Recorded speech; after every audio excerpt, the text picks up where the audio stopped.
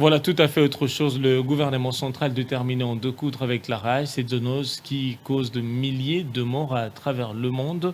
Et pour ce faire, les autorités congolaises insistent sur l'implication de tous. Tel est l'objectif de l'activité organisée mercredi 28 septembre dans la capitale congolaise par l'agence onusienne, la FAO, en marge de la journée mondiale de la lutte contre cette zoonose.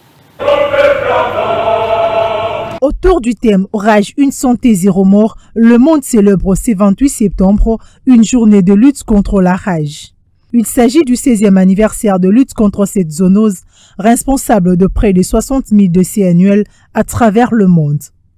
Au cours d'une conférence organisée ce mercredi, dans l'approche d'une seule santé comme souhaité par plusieurs organismes internationaux, le gouvernement congolais, dans sa stratégie pour éliminer ces fléaux, en appelle à l'implication de tous.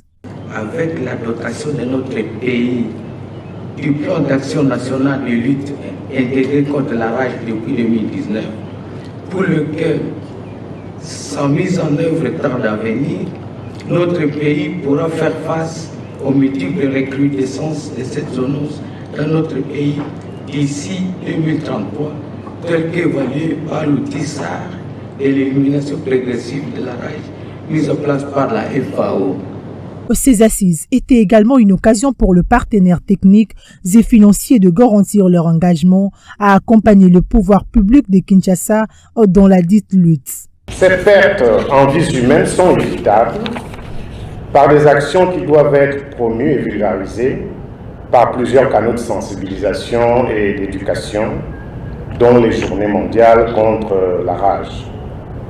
Il s'agit entre autres de la vaccination annuelle des chiens, la gestion responsable des chiens par leurs détenteurs et la vaccination d'urgence des personnes exposées au virus rabique. La FAO rassure le gouvernement de sa disponibilité à accompagner la lutte contre la rage avec une approche multisectorielle et inclusive. Rappelons que ce 6e anniversaire de la Journée mondiale de lutte contre la rage coïncide avec la mise en œuvre du plan d'action national de lutte intégré contre la rage humaine transmise par le chien. Un mécanisme élaboré en 2021 par l'Organisation mondiale de la santé animale et l'Organisation des Nations unies pour l'alimentation et l'agriculture.